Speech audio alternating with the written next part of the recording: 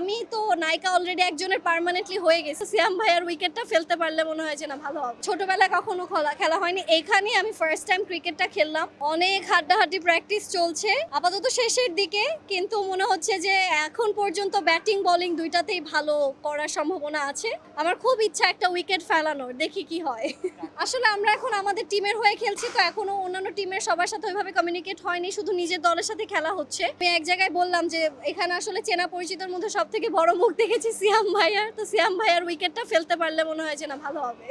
ছোটবেলায় কখনো খেলা হয়নি, এখানেই আমি ফার্স্ট টাইম ক্রিকেটটা খেললাম। আর ক্রিকেটটা যে আসলে মজার একটা খেলা সেটা আমি খেলার পর বুঝতে পেরেছি। যদি ক্রিকেট প্লেয়ার হতাম, আমার মনে হয় না যে ক্রিকেট প্লেয়ার হতাম। ক্রিকেট প্লেয়ার হতে চাই স্ক্রিনে, নায়িকা হিসেবে ক্রিকেট প্লেয়ার হতে চাই, যেটা এখন করছি।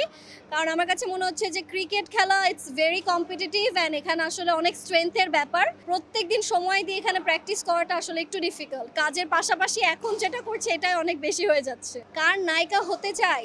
আমি তো নায়িকা অলরেডি একজনের পার্মানেন্টলি হয়ে গেছে, এখন কার নায়িকা হব বলেন?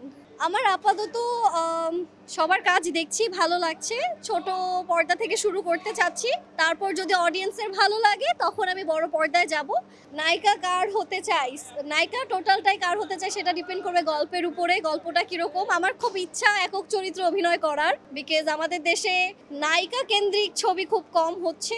তো আমার কাছে মনে হয় যে শুধুমাত্র একক চরিত্রে যদি অভিনয়গুলো কিছু একটা থাকে, সেক্ষেত্রে আমার মনে হয় যে ওই জায়গাগুলোতে আমি আরো বেশি কাজ করতে চাবো।